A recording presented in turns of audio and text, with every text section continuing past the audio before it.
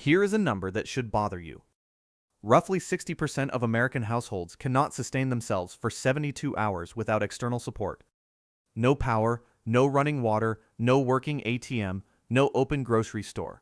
60%. Now here is the part that nobody talks about. FEMA's public website tells everyone the same 4 things: water, food, a battery radio, a first aid kit. That's the list most people see, most people share, and most people stop at. But buried past the first page of FEMA's ready.gov, extended guidance is a completely different set of recommendations. Items that FEMA documents in detail, items with specific protocols and specific specifications, items that cost under $20 each, and items that are absent from almost every household in the country.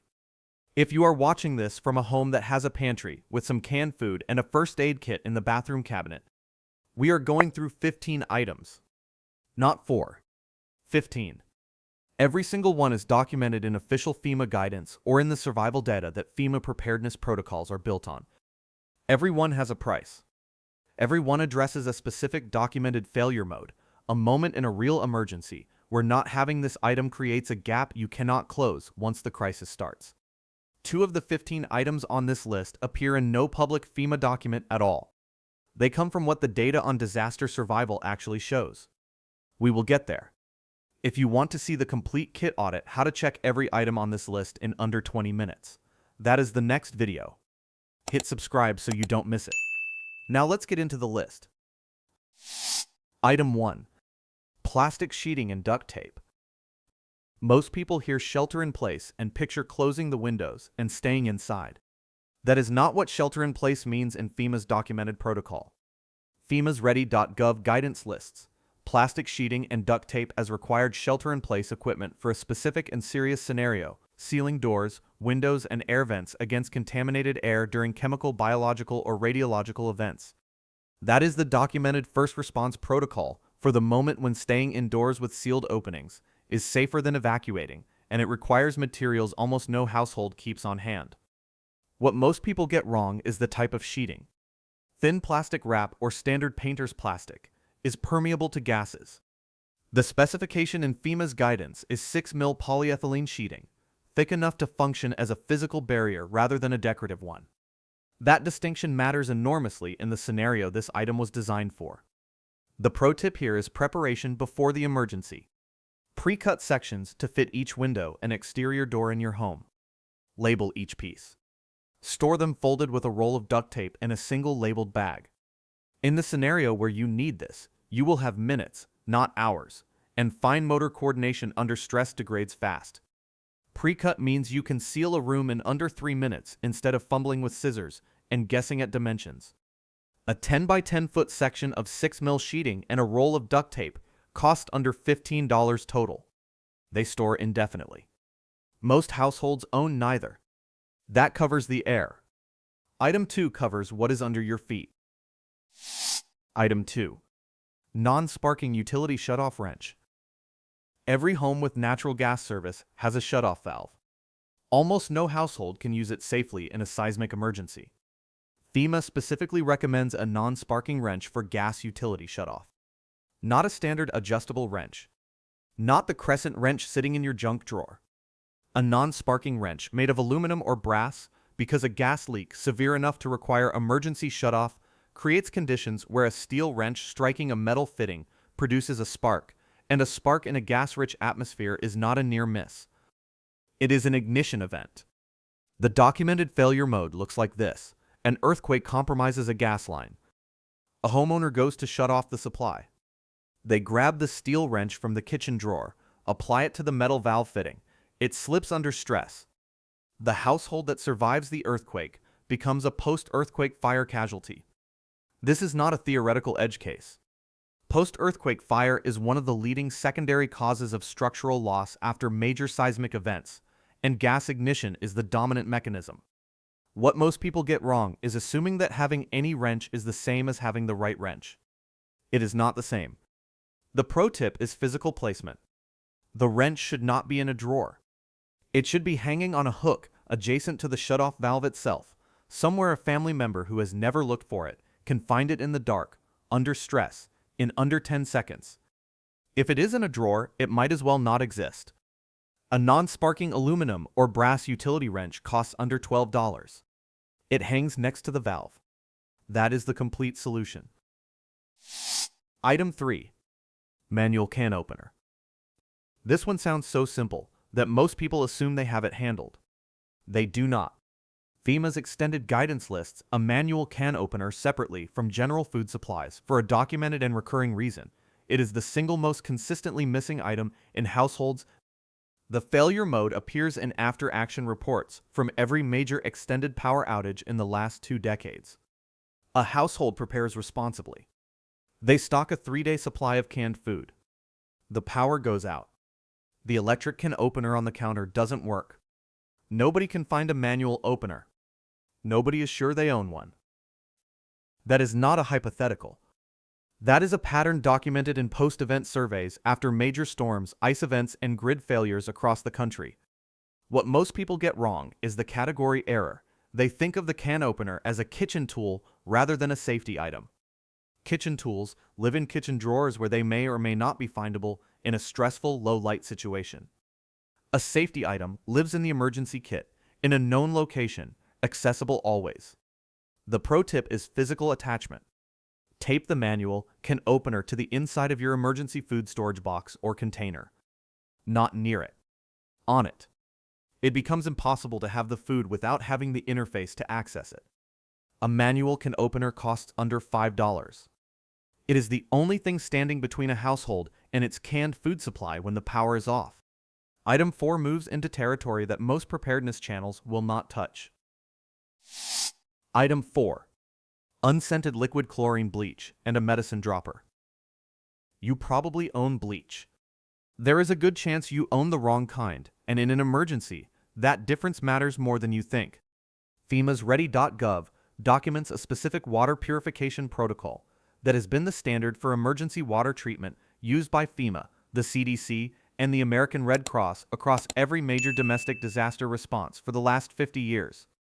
The protocol is exact. 8 drops of unscented liquid chlorine bleach per gallon of clear water. Stir and allow to stand for 30 minutes before use. 16 drops per gallon for cloudy water. That is the documented protocol. Simple, proven, and widely available. The problem is the items required to execute it. The bleach must be unscented. Scented bleach contains chemical additives, surfactants, fragrance compounds that are toxic when ingested. Most households own scented bleach because it is the default product on most store shelves. And the measurement requires a medicine dropper for accuracy. 8 drops is not a pour. 8 drops from a standard bleach bottle is not a controlled measurement. The protocol breaks down at the application step for most households because they have the wrong product and the wrong tool. What most people get wrong is assuming that any bleach serves the same function.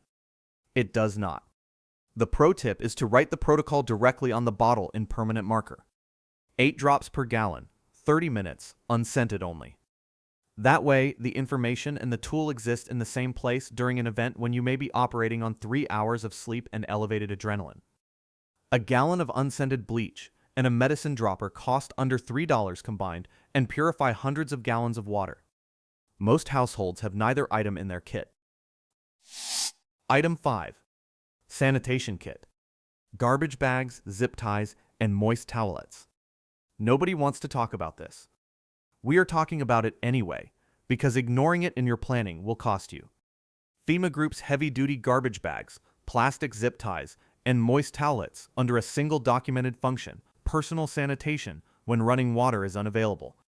The scenario most preparedness planning skips entirely is the one that becomes a problem within 24 hours in any extended emergency. What does a household do when the toilet does not flush and there is no running water? The documented field sanitation protocol, used in disaster response when infrastructure is compromised, is straightforward. A heavy-duty garbage bag is placed inside the toilet bowl or in a 5-gallon bucket. After each use, a small amount of cat litter, dirt, or sawdust is added to manage odor and liquid. The bag is sealed with a zip tie, removed and stored for disposal. Moist toilets serve hygiene functions that running water normally handles. What most people get wrong is treating this as a camping problem rather than a suburban one. A suburban home with a standard municipal sewer connection loses toilet function anytime the water is off or the municipal system is compromised. That is not a wilderness scenario. That is a power outage in a neighborhood. The pro tip is to add a 5-gallon bucket with a toilet seat lid insert, available at any hardware store for under $10, and stage it alongside the bags and towelettes.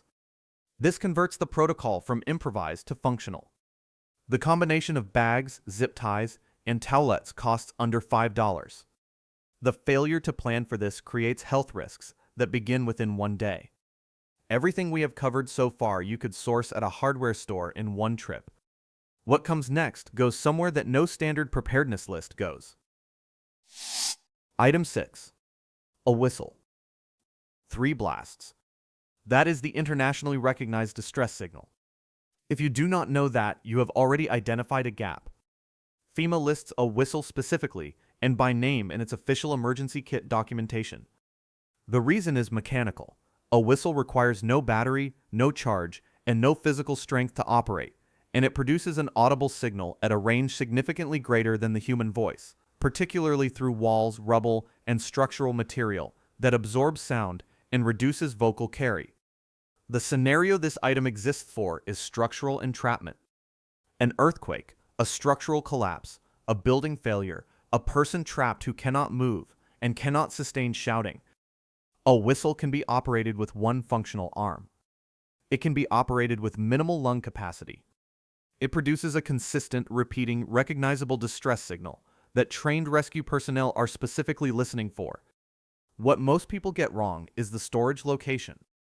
A whistle stored inside a bag is useless to a person who is trapped and cannot reach or open the bag. A whistle should be attached to the outside of every bag strap in the kit and worn on a lanyard during any situation where structural integrity is uncertain. The pro tip is to make it automatic. Every kit bag, every go bag, every emergency pack, whistle on the strap, accessible without opening anything. Under $2. Listed by name in FEMA's official emergency documentation. Almost no household kit contains one. Item 7. Backup prescription eyeglasses or contact lens supplies. Approximately 75% of American adults require some form of vision correction. That means in a household of 2 adults, there is a statistically near certain chance that at least one person cannot navigate. FEMA's secondary guidance, the documentation most people never reach, lists prescription eyeglasses as a required emergency kit component. The failure mode is simple and brutal. An evacuation without the glasses you depend on leaves you functionally impaired at exactly the moment when clear vision is most critical.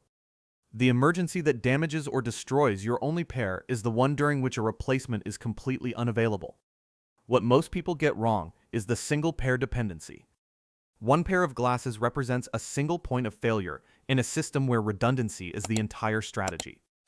The pro tip is to use online eyewear retailers to order a backup pair of frames using your current prescription. Some services offer functional prescription glasses for under $25. Insurance plans often cover a second pair with minimal cost. A spare pair sealed in a hard case inside the emergency kit eliminates this single point of failure. For contact lens users, a sealed supply of lenses and solution, alongside a backup pair of frames, covers every scenario. Item 8 is the one most likely to affect your ability to recover, not survive the event, but recover from it in the weeks and months that follow. Item 8. Vital documents in a waterproof container.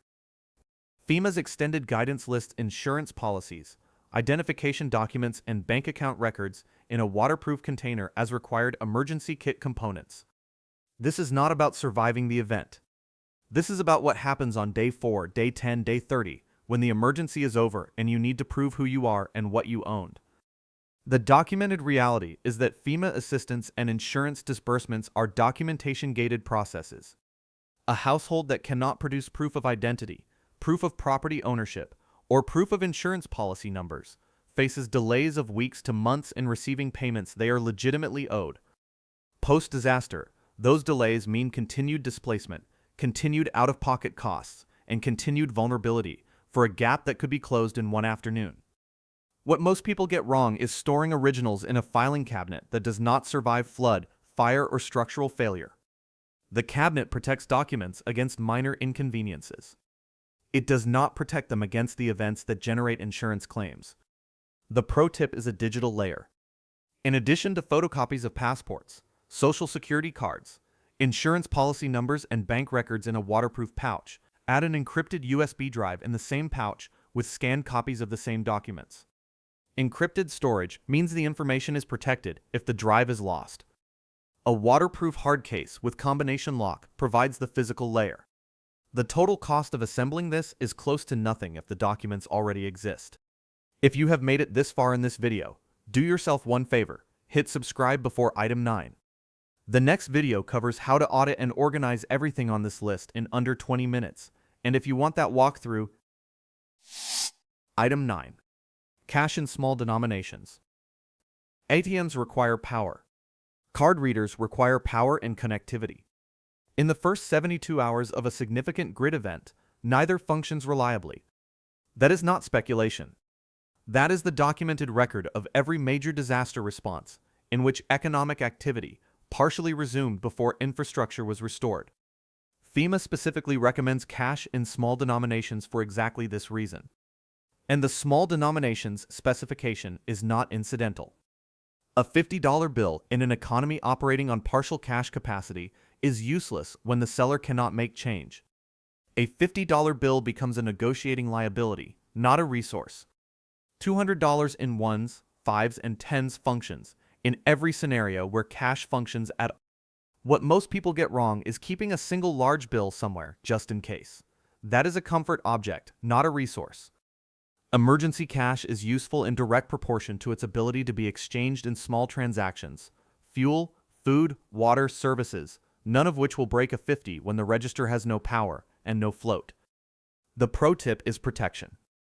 Vacuum seal the cash bundle alongside your vital documents pouch. This protects against flood and fire and keeps everything in one retrievable location. If the kit gets wet, submerged, or exposed to smoke, the cash survives. $200 in small bills. One vacuum bag. One location in the kit. This is the item that keeps you functional in the gap between the event and infrastructure restoration. We have covered the physical kit. Now we move into the items that protect you from your own response to the emergency. Because in documented disaster scenarios, a significant number of casualties are caused not by the event itself, but by what people do in response to it. Item 10. FRS two-way radios. Fully charged, 2 minimum. Cell towers are not designed for surge capacity. In the first 30 minutes of a major emergency in a populated area, cell networks experience simultaneous demand that exceeds their capacity by orders of magnitude. Calls fail. Texts queue and fail. Data stops moving. This is not a malfunction. It is arithmetic. FEMA's communication guidance specifically recommends two-way radios as the backup communication layer when cell service fails. FRS, Family Radio Service, radios require no cell towers, no infrastructure. They function line of sight at ranges up to 1 mile in dense urban environments and up to 2 miles in open terrain. The application is household coordination. A family separated during a grid failure, one member at work, one at school, one at home, has no communication layer if cell service is compromised, and no two-way radio is in the kit. What most people get wrong is buying the radios and not establishing a protocol. A radio without a pre-designated channel and check-in schedule is less useful than it sounds. Two people with radios on different channels accomplish nothing. The pro tip is to create a family communication protocol card today. Designate a primary channel, a backup channel, a check-in schedule, every hour on the hour, for example, and a rally point if communication fails entirely. Laminate the card. Store 1 copy in each radio bag. Rotate the radio charge every 6 months. A 2-pack of quality FRS radios runs under $30. Most households own no backup communication device of any kind. Item 11. Feminine hygiene supplies in bulk. FEMA's extended guidance lists feminine hygiene supplies as emergency kit components in secondary documentation. The omission is not trivial. Retail access disrupts within 24 to 48 hours in any extended emergency. Stores that would normally stock these items are emptied quickly, inaccessible, or simply closed. A household without a 30-day supply of applicable items faces a documented hygiene gap within the first week of any extended event. That gap is not a minor inconvenience. It affects physical hygiene, infection risk, and basic dignity in an already high-stress environment. What most people get wrong is treating this category as easy to improvise or manage without planning. It is not. The improvised alternatives documented in post-disaster hygiene gap surveys are inferior on every measure and carry infection risks that compound an already compromised health environment. The pro tip is a 30-day sealed supply per applicable household member, stored in a labeled waterproof container within the kit. These items store indefinitely in sealed packaging. There is no downside to storing them in advance and rotating stock annually. Under $20 for a meaningful supply. Stores indefinitely. The generic preparedness summary most people read never names this category. FEMA's extended guidance does. Item 12. Battery-powered carbon monoxide detector. In documented disaster response data, a significant and preventable category of deaths occurs not during the emergency event itself, but in the hours and days following it, specifically from carbon monoxide poisoning produced by generators and fuel-burning heating equipment used during power outages. FEMA documents this explicitly as a leading cause of preventable disaster-related deaths. Carbon monoxide is colorless. It is odorless. It produces no sensory warning detectable by a human being. The first symptoms, headache, dizziness, confusion, mimic other stress responses and are frequently not attributed to CO exposure. A generator operated in an attached garage, a basement, or within 20 feet of a window or air intake produces lethal concentrations inside a living space within minutes. What most people get wrong is the detector type. Most homes that have CO detectors have mains-powered units with battery backup. But in a power outage, which is exactly the scenario in which generators are deployed, a mains-powered detector provides zero protection. The battery backup in most consumer mains-powered units is not rated for sustained operation.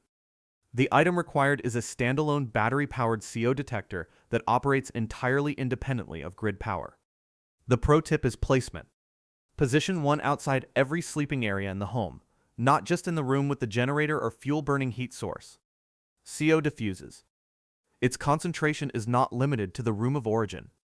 Battery-powered units should be tested monthly and batteries replaced annually, regardless of indicator status. Under $20. Determines whether a household that survives the emergency is killed by its own response to it. Item 13 is the last item documented in FEMA's extended guidance. Items 14 and 15 are not in any government document.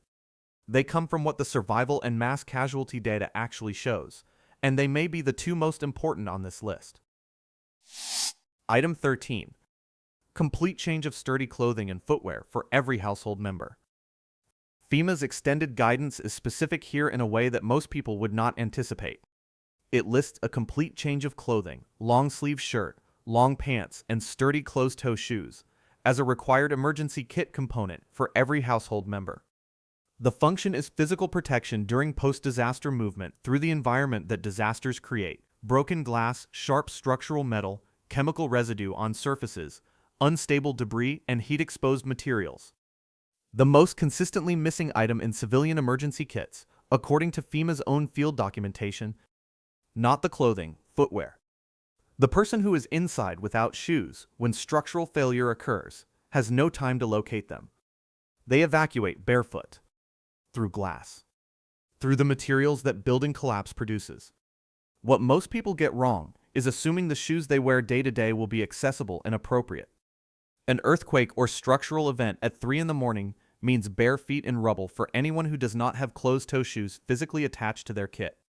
The pro tip is to expand the clothing set slightly beyond FEMA's minimum specification. Add a pair of heavy-duty work gloves. Glass, metal, and debris are hand hazards as much as foot hazards, and hands are your primary evacuation tool. Add an emergency Mylar thermal blanket, under $2 each, to address thermal regulation in the period between evacuation and shelter arrival, particularly in winter or high-elevation scenarios. Vacuum seal the complete set per person and attach it to the go bag so it cannot be separated. Under $40 per person for the complete set. The most consistently missing item in the kit is the one that prevents evacuation injuries that could have been avoided entirely. That is the complete FEMA extended guidance list. 13 items. Every one documented. Every one affordable. Every one absent from most household kits. Now for the two that no government document lists, but that the data says belong here. Item 14. A tourniquet. In a mass casualty event, a structural collapse, or a major accident during a grid-down period, the response time for emergency medical services may be measured not in minutes. That is the operational reality of a disaster environment where roads are compromised, services are overwhelmed, and dispatch queues are longer than normal capacity allows. Uncontrolled limb bleeding, hemorrhage from a severed or severely damaged artery in an arm or leg can cause death in under 3 minutes. 3 minutes. In the scenario where emergency services are 45 minutes away, that gap is unclosable without intervention at the scene. The Hartford Consensus, a coalition of medical professionals and law enforcement formed after documented mass casualty events, formally endorsed civilian tourniquet use and civilian hemorrhage control training. The Stop the Bleed campaign, endorsed across federal agencies and aligned with updated FEMA mass casualty preparedness guidance, has trained millions of civilians in this exact skill since 2015. What most people get wrong is assuming tourniquets are equipment for military or medical professionals. The evidence base says otherwise. A civilian with 30 minutes of training and a quality tourniquet can apply effective hemorrhage control. The skill is learnable. The equipment is accessible. The critical detail is product quality. A genuine CAT, Combat Application Tourniquet, or soft TTW, costs between $25 and $35 from reputable suppliers. Cheap replicas exist on retail platforms at $4 to $6 and have documented failure rates in actual application. This is not the item to economize on. Buy a genuine CAT. Learn one-handed application. Store it in the accessible outer pocket of the kit, not buried inside it. Under $35 for a genuine unit. The skill to use it is available for free through Stop the Bleed's online training program. This item closes a gap in the kit that no government list has yet formally acknowledged, but that the mass casualty data argues belongs here. Item 15. The Laminated Emergency Decision Card. This item costs nothing to create and under $1 to produce. It may be the most important item on this entire list because a kit you cannot use under stress is a box of supplies, not a survival tool. Here is what the research on human performance under acute stress shows. Fine motor skills degrade. Decision-making narrows to fight or flight binary choices. Short-term memory becomes unreliable. Cognitive load from one dimension, managing fear, managing family, managing the physical environment, reduces capacity in every other dimension. FEMA's Community Emergency Response Team training program, which trains civilian volunteers for disaster response, explicitly addresses this cognitive impairment component. The implication for preparedness is this: the information you know right now, sitting calmly reading a kit list, will not be fully accessible to you in the first 20 minutes of a major emergency. Not because you are unprepared. Because you are human. What most people get wrong is building the knowledge without building the reference. They watch the video, they know the protocol, they store the supplies, and when the event arrives, under acute stress with compromised cognition, they cannot sequence the steps they practiced in calm conditions. The solution is a laminated card. 1 card per kit. 5 items on it, in this order: gas shutoff, steps with the wrench location, water purification protocol, 8 drops per gallon, 30 minutes, radio channel and check-in schedule, emergency rally point for the household, and 2 emergency contact numbers for people outside the immediate area. That is it. 1 card. Print it. Laminate it. Attach it to the outside of the kit. The laminated card does not replace the knowledge. It supports the knowledge at the moment when recall is most likely to fail. It is the difference between a kit that functions under stress and a kit that a panicking person opens, stares at, and closes again. The cost is $0 to write, under $1 to laminate at any office supply or print shop. It is the only item on this list that costs nothing, and the one item that makes every other item on the list more likely to actually be used correctly. 15 items. Let's put them in the same frame for a moment. Plastic sheeting and duct tape. Non-sparking shutoff wrench. Manual can opener. Unscented bleach with a dropper. Sanitation bags and zip ties. A whistle. Backup glasses. A waterproof document pouch. Cash and small bills. Two-way radios. Feminine hygiene supplies. A battery CO detector. Sturdy clothing and boots for every person. A genuine tourniquet. And a laminated decision card. Total cost if you own none of these right now, somewhere around $250 to $300 for a complete household of 2 adults. Less if you already have some of these. That is the price of a single month of a streaming service subscription for 2 years. But here is the thing I want you to sit with for a moment. The gap between the households that have this kit and the households that do not is almost never money. It is almost never information, because you just received all of it. The gap is 3 feet. The distance between knowing what needs to be in the kit and actually putting the items in it. Information does not protect anyone. Preparation does. The 60% of households that cannot sustain themselves for 72 hours without external support, the number we opened with, most of them have watched videos like this one. Most of them know the items. Most of them intend to do something about it. And then the week closes, the items stay unpurchased, and the kit stays unbuilt. If you want to close that gap, the next video is a 20-minute kit audit. We go through every item on this list, show you exactly where to source each one, how to organize them in a single go bag and a secondary location, and how to check the kit on a schedule so it stays functional. That video is already uploaded. Hit subscribe and it will be waiting for you. One more thing before you go. Drop a 1 in the comments right now if you already have 10 or more of these 15 items in your household. Drop a 0 if you are starting from scratch. I want to see where this community actually is, because that comment takes 2 seconds, and it tells me exactly what to make next. And there is one item I deliberately left off this list. Not because it does not belong here. Because it deserves its own video, and that video will change the way you think about everything we covered today.